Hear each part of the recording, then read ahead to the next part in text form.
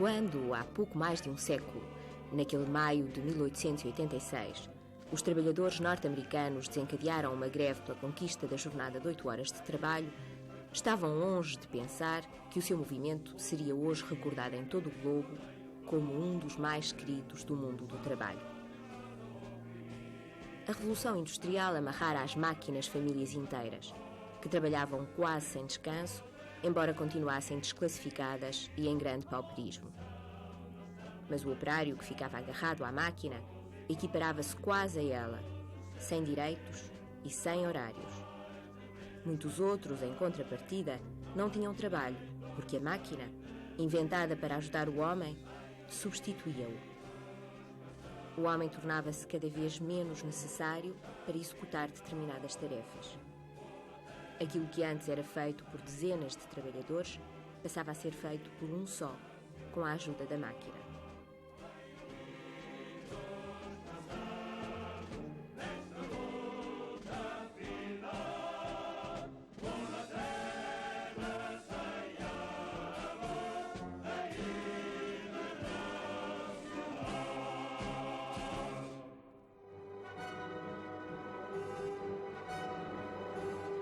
Era necessário regulamentar e reduzir o número de horas de trabalho.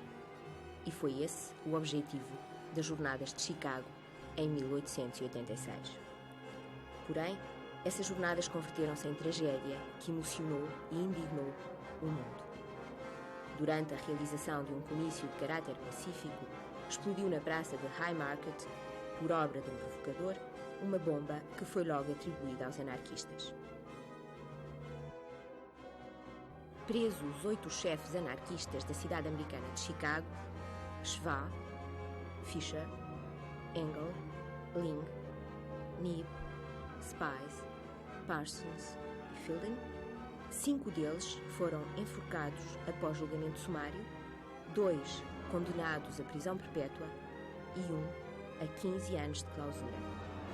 De imediato, os dirigentes de movimentos de trabalhadores de todo o mundo aproveitaram o acontecimento para chamar a atenção para a classe operária, desenvolvendo-se uma consciência proletária.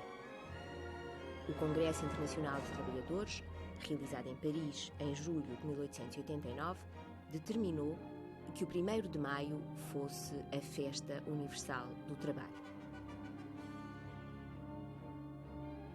Pela mesma data, a Internacional, pouco antes composta, tornava-se o hino do operariado de todo o mundo.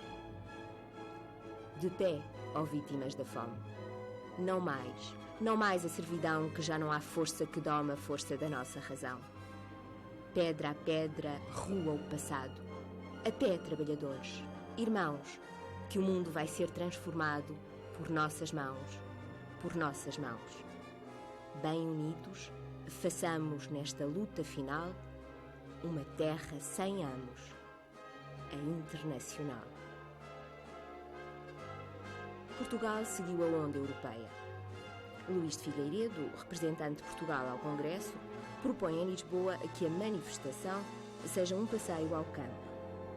Era uma maneira de se comemorarem também as maias, neste caso transformando uma tradição popular, que radicava nos romanos, numa jornada de direitos cívicos. 8 horas de trabalho por dia. Porém, tal atitude não agradou aos anarquistas, que viram no movimento um emburguesamento das classes trabalhadoras, chegando mesmo a opor-se à sua comemoração. O jornal A Sementeira, de abril de 1910, controlado pelos anarquistas, condenava essas festas populares com que se festejava o Dia do Trabalho.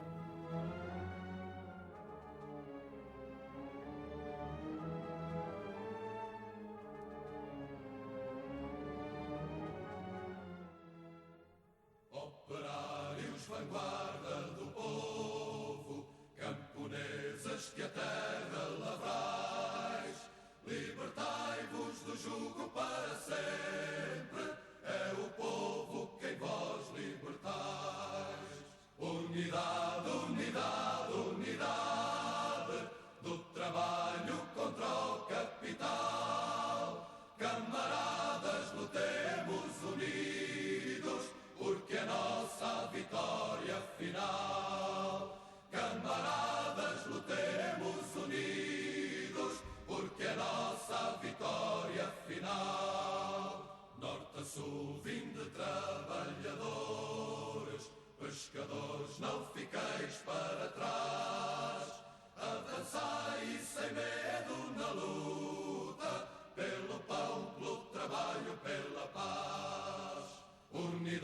Unidade, unidade, unidade do trabalho contra o capital. Camaradas, lutemos unidos, porque é nossa vitória final. Camaradas, lutemos unidos, porque é nossa vitória final. Todos juntos numa só torrente, na cidade, no campo e no mar, alcancemos com as forças armadas liberdade, governo popular. Unidade, unidade, unidade do trabalho contra o capital. Camaradas, lutemos unidos, porque é nossa vitória final. Camaradas, lutemos unidos, porque é nossa vitória final.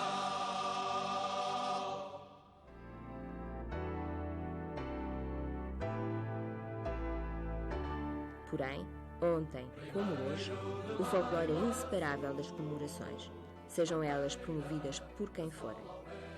É esse folclore e são essas festas, promovidas pelos sindicatos, que atraem o povo trabalhador, permitindo a propagação dos ideais sindicalistas e das formas de luta preconizadas.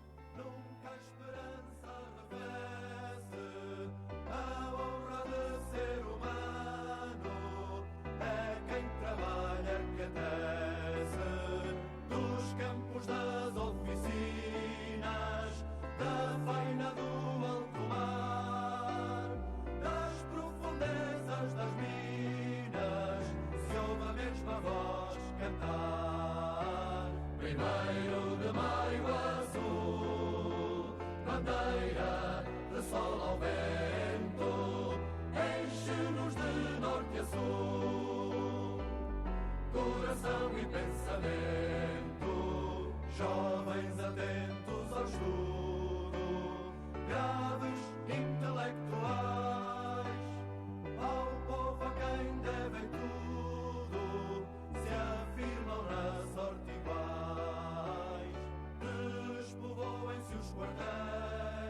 Em Portugal, apesar de todas as tentativas dos dirigentes sindicalistas e do operariado, só com o regime saído do 25 de abril de 1974 se reconheceu o 1º de maio como dia dedicado ao trabalho e ao trabalhador e se lhe deu a categoria de feriado nacional.